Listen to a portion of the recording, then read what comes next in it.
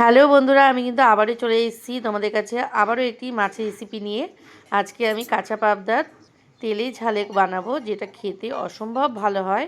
তার জন্য পাবদা মাছ তো নিয়েছি, আর ধনেপাতা নিয়েছি। ধনেপাতা ছাড়া রান্নাটাই অসম্পূর্ণ। নিয়েছি একটা বেগুন, একটা নতুন আলু, দুখানা টমেটো, পেঁয়াজ এবং কাঁচা লঙ্কা। এই দিয়ে কিন্তু আজকে রান্নাটা হবে। শীতে এই বেগুন তো সবসময়ই ভালো লাগে। আর দেখো, আজকে একটা বেগুন নিয়েছি একদম কালো রঙের, যেটা খেতে ভীষণ ভালো হয়। এই বেগুনগুলো পোড়া খেতেও ভালো লাগে এবং মাছের ঝোলে দিলেও ভালো হয়। তো বেগুনটা নিয়ে ঠিক এইভাবে কেটে নিচ্ছি। তোমাদের যতটা বেগুন লাগবে তোমরা সেই মাপেই নেবে। আমি খুব বেশি বেগুন ব্যবহার করব না, মানে এই একটাও কিন্তু আমি ব্যবহার করব না রান্নাতে। এবার এখান থেকে অর্ধেকটা নিয়ে বাকি বেগুনটা আমি সরিয়ে দেবো। আর আলুও কম করে নিচ্ছি। আলু তোমরা যতটা যে পছন্দ করবে সেই হিসেবেই নেবে। তো বেগুনটা একটা বাটির মধ্যে নিয়ে নিলাম। এবার আলুটাও কেটে নেওয়া হচ্ছে, ঠিক একই রকমভাবে কিন্তু আলুটাও কেটে নেওয়া হবে। এই নতুন আলু মাছের ঝোলে দিলে খুব ভালো লাগে খেতে। তোমরা যতটা পছন্দ করবে ততটাই দেবে, আমি পরিমাণটা কম দিলাম। এবার পেঁয়াজ কেটে নেওয়া হচ্ছে। পেঁয়াজের পরিমাণটা একটু বেশি দিতে হবে, তার জন্য পেঁয়াজটা একটু বেশি করেই কেটে নিচ্ছি। আর টমেটো, যেহেতু দেশি টমেটো, তার জন্য কিন্তু দুখানা টমেটো নিয়েছি, কিন্তু আমি দুখানা দেবো না, দেড়খানা টমেটো রান্নাতে ব্যবহার করব। দেশি টমেটো একটু টক হয়, তার জন্য অল্প করে দিচ্ছি। আর যদি হাইব্রিড হতো তাহলে দুটো তিনটে কিন্তু দেওয়া যেত। এবার কাঁচা লঙ্কাগুলো একটু চিড়ে নিচ্ছি। এবার মাছের ঝোল রান্নাটা স্টার্ট করছি। কড়াইয়ের মধ্যে দিয়ে দিলাম সবার প্রথমে সর্ষের তেল। এরপর দিয়ে দেবো 1 টিস্পুন কালো জিরে। তারপরে দিয়ে দেবো পেঁয়াজ কুচি।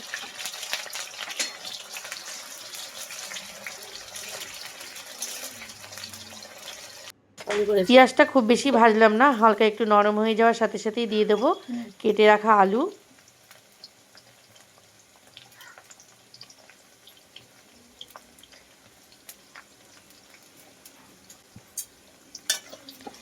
আলু দেওয়ার পর কিন্তু আবার একটু নাড়াচাড়া দিয়ে কেটে রাখা টমেটোটা দিয়ে দেবো।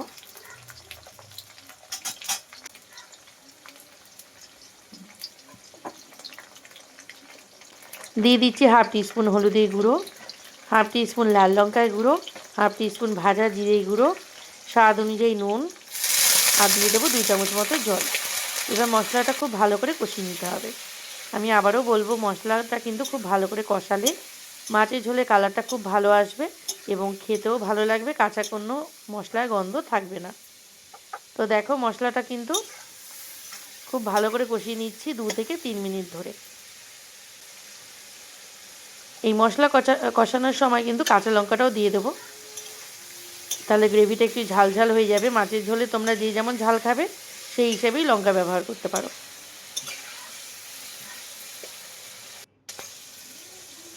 যখন মশলাটা খুব ভালো করে কষানো হয়ে গেছে, তখন যে বেগুন কেটে রেখেছি সেই বেগুনগুলো কিন্তু এবার এর মধ্যে দিয়ে আবারও আমি 1 থেকে 1.5 মিনিট মতো কষিয়ে নেব।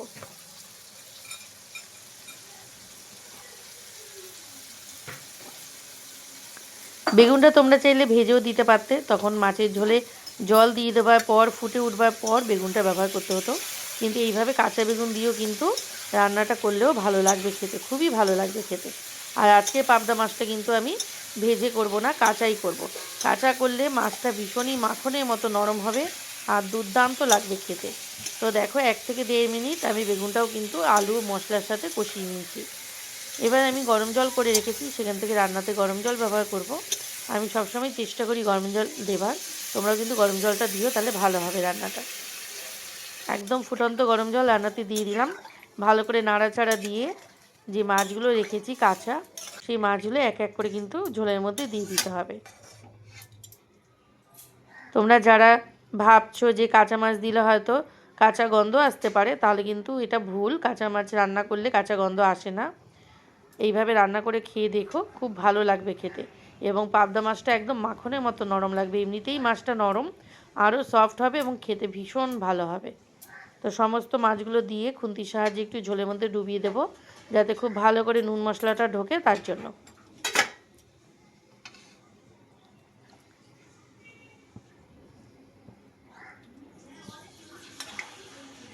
এবার কিন্তু ঢাকা দিয়ে রেখে দেবো 5 থেকে 6 মিনিটের জন্য। গ্যাসটা কিন্তু জোরে থাকবে। ওয়েট করছি। 5 থেকে 6 মিনিট পর ঢাকনাটা সরিয়ে দিচ্ছি।